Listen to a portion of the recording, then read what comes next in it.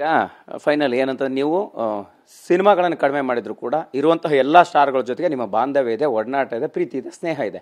ಇದೆಲ್ಲದರ ಜೊತೆಗೆ ಇಂಡಸ್ಟ್ರಿಯ ಸ್ಟಾರ್ಗಳು ಸರ್ ಅಂದರೆ ನೇರವಾಗಿ ಕೇಳುವಂಥದ್ದು ಸರ್, ಒಬ್ರನ್ನ ಕಂಡ್ರೆ ಒಬ್ರಿಗೆ ಆಗಲ್ಲ, ಅವ್ರ ಹತ್ರ ಹೋದರೆ ಇವ್ರ ಗ್ಯಾಂಗ್ ಸೇರಿಸಲ್ಲ, ಇವ್ರ ಹತ್ರ ಹೋದರೆ ಅವ್ರ ಗ್ಯಾಂಗ್ ಸೇರಿಸಲ್ಲ. ಇಂತಹ ಒಂದಿಷ್ಟು ಮನಸ್ಥಿತಿಗಳು ಮತ್ತು ಬೆಳವಣಿಗೆಗಳ ನಡುವೆ ಚಿತ್ರೋದ್ಯಮದ ಪರಿಸ್ಥಿತಿ ಹೆಂಗಿರ್ಬೋದು ಅನ್ನುವಂಥದ್ದು ನೀವು ಇದನ್ನ ಹತ್ತಿರದಿಂದ ಕಂಡಿದ್ದೀರಿ, ಇವತ್ತು ನೇರವಾಗಿ ಹೇಳ್ತೀರಿ ಎಲ್ಲ ವಿಚಾರಗಳನ್ನು, ಅದು ಕೇಳ್ತಾ ಇದ್ದೀನಿ ಸರ್.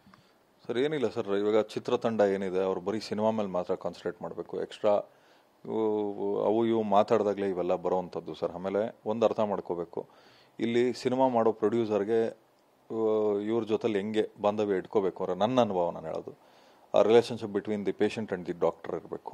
ಬಂದ ಟ್ರೀಟ್ಮೆಂಟ್ ತೊಗೊಂಡ ನಿನ್ನ ಮನೆಗೆ ನೀನು ಹೋಗೋ, ಇನ್ನೊಬ್ಬ ಪೇಷಂಟ್ ಬಂದರೆ ನಾನು ಟ್ರೀಟ್ಮೆಂಟ್ ಕೊಡ್ತೀನಿ. ಹಂಗೆ ನೀನು ಸಿನಿಮಾ ಇವತ್ತು ಮಾಡ್ತೀನೋ ನಾಳೆ ಇನ್ನೊಂದು ಮಾಡ್ತೀನಿ, ನೀನು ಯಾರು ಗುರು ಕೇಳೋಕ್ಕೆ ಅನ್ನೋಂಗೆ ಇರಬೇಕು ಸರ್. ಹಂಗಿದ್ರೆ ಒಬ್ಬ ನಿರ್ಮಾಪಕ ನನ್ನ ಪರಿಸ್ಥಿತಿ ಬರಲ್ಲ.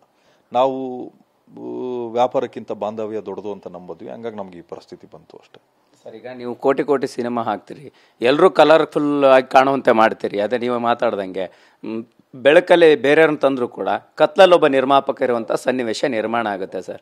ಸೊ ಅದಕ್ಕೇನು ಹೇಳ್ತೀರಿ ಸರ್? ಇವತ್ತು ನಾನು ನೋಡಿದ್ನಲ್ಲ ಸರ್, ಉಪಾಧ್ಯಕ್ಷ ಸಿನಿಮಾ ನಾನು ಹೆಬ್ಬುಲಿ ಮಾಡಿದಾಗ ಒಂಥರ ಇತ್ತು ಸರ್ ಇಂಡಸ್ಟ್ರಿ, ಅವಾಗ ಒಳ್ಳೆ ಲಾಭ ಆಯಿತು.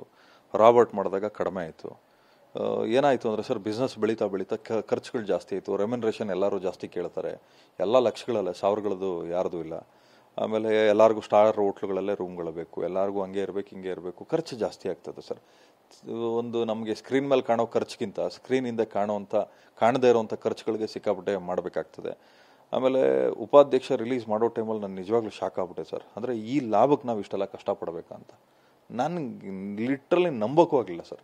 ಏನಾಗೋದು, ಬರೀ 3-4 ವರ್ಷದಲ್ಲಿ ಇಂಡಸ್ಟ್ರಿ ಇಷ್ಟು ಬದಲಾಗೋಯ್ತಾ ಅಂತ ಸರ್. ಖರ್ಚು ವಿಪರೀತ ಖರ್ಚು, ನಿಮಗೆಲ್ಲ ಪ್ರೀಪೇಯ್ಡ್ ಇರಬೇಕು. ಪಾಪ ಏನಾಗುತ್ತೆ, ಯಾರನ್ನೋ ನಂಬಿ ಏನೋ ಕೊಟ್ಟಿರ್ತಾರೆ, ಟೈಮ್ ಸರಿಯಾಗಿ ಅವರು ದುಡ್ಡು ಕೊಟ್ಟಿರಲ್ಲ, ಹಂಗಾಗಿ ಎಲ್ಲ ದುಡ್ಡು ಕೊಟ್ಟರೆ ಮಾತ್ರ ಕೆಲಸಗಳಾಗ್ತದೆ. ಈ ಥರದ್ದು ಆಗೋಯ್ತು. ಪ್ರೊಡ್ಯೂಸರ್ಗೆ ಮಾತ್ರ ₹1 ದುಡ್ಡು ಬರಲ್ಲ ಸರ್. ಥಿಯೇಟ್ರಿಕಲ್ ವ್ಯಾಪಾರ ಇಲ್ಲ, ಸ್ಯಾಟಲೈಟ್ ವ್ಯಾಪಾರ ಇಲ್ಲ, ಡಿಜಿಟಲ್ ವ್ಯಾಪಾರ ಇಲ್ಲ, ಹಿಂದಿ ಡಬ್ಬಿಂಗ್ ವ್ಯಾಪಾರ ಇಲ್ಲ, ಏನಕ್ಕೂ ಅಡ್ವಾನ್ಸ್ ಬರಲ್ಲ. ಒಬ್ಬ ಪ್ರೊಡ್ಯೂಸರ್ ಹೆಂಗೆ ನಿಲ್ಲಕ್ಕೆ ಸಾಧ್ಯ ಹೇಳಿ? ಎಲ್ಲರಿಗೂ ದುಡ್ಡು ಫಸ್ಟೇ ಪ್ರೀಪೇಯ್ಡ್ ಮಾಡಿನೇ ಮಾಡಬೇಕಾಗ್ತದೆ. ಒಬ್ಬ ನಿರ್ಮಾಪಕನಿಗೆ ಮಾತ್ರ ಯಾರೂ ನಿಲ್ಲಲ್ಲ ಸರ್. ಆರ್ಟಿಸ್ಟ್ಗಳಿಗೆ ಬರ್ರಪ್ಪ ಇದಕ್ಕೆ ಅಂದರೆ ಹೀರೋ ಹೀರೋಯಿನ್ನು ಬರ್ತಾರೆ ಬಿಟ್ಟರೆ ಇನ್ಯಾರನ್ನ ಸಪೋರ್ಟಿಂಗ್ ಆರ್ಟಿಸ್ಟ್ಗಳು ಬಂದರು ಅಂದರೂ ಬರ್ರಿ ಅಂದರೂ ಬರಲ್ಲ ಸರ್. ಈ ಥರ ಸಮಯ ಸಂದರ್ಭಗಳಿದ್ದಾವೆ. ಕೈ ಜೋಡಿಸಿ ನಾವು ಇಂಡಸ್ಟ್ರಿನ ಬೆಳೆಸ್ತೇ ಹೋದರೆ ಸರ್, ಖಂಡಿತವಾಗ್ಲೂ ಮುಂದಿನ ಪೀಳಿಗೆಗೆ 100% ಕಷ್ಟ ಆಗ್ತದೆ ಸರ್. ಸರ್ ಸಹಜವಾಗಿ ಅಂದರೆ ಯಾವತ್ತೂ ಮಾತಾಡಲಿಲ್ಲ, ಇವತ್ತು ಕೇಳ್ತಾ ಇದ್ದೀನಿ. ಹೆಬ್ಬುಲಿ ಸಿನಿಮಾ ಮಾಡಿದ್ರ ಬಗ್ಗೆ ಮಾತನಾಡ್ತಾ ಇದ್ರಿ. ಅಂದರೆ ಬಿಗ್ ಸ್ಟಾರ್ಗಳ ಜೊತೆಗೆ ಅಷ್ಟೇ ಆತ್ಮೀಯ ಒಡನಾಟ ಇದ್ದಂಥವ್ರು ಸರ್. ಸುದೀಪ್ ಸರ್ ಜೊತೆಗೆ ಕೂಡ ನಿಮ್ಮ ಆತ್ಮೀಯ ಸ್ನೇಹಿತ ಆರಂಭದ ಜರ್ನಿಯಲ್ಲಿ. ಸೊ ಅಲ್ಲಿಂದ ಉಮಾಪತಿ ಅವರು ಇಲ್ಲಿಗೆ ಬಂದರು.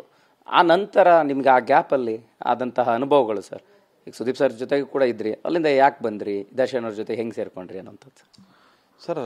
ಸೇರ್ಕೊಂಡ್ರಿ ಅನ್ನೋದಕ್ಕಿಂತ ನಾನು ಒಬ್ಬ ವ್ಯಾಪಾರಸ್ಥ ಸರ್. ಇವಾಗ ನಾನು ಆವಾಗಲೇ ಹೇಳಿದೆ, relationship between the patient and the doctor ಅಂತ.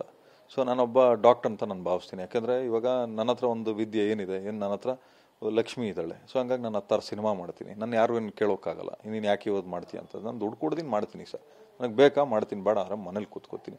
ಬಟ್ ಇವರಿಂದನೂ ಭಾಳಷ್ಟು ಕಲ್ತಿದ್ದೀನಿ, ಅವರಿಂದನೂ ಭಾಳಷ್ಟು ಕಲ್ತೀನಿ. ಬಟ್ ನಾನು ಆದಷ್ಟು ನನ್ನ ಸಿನಿಮಾ ರಂಗದಲ್ಲಿ ನಂದೇನೇ ಕೊಡುಗೆಗಳಿದ್ರು ಅದರಲ್ಲಿ ಮುಖ್ಯ ಪಾಲು ಸುದೀಪ್ ಸರ್ದೇ ಇರ್ತದೆ ಸರ್.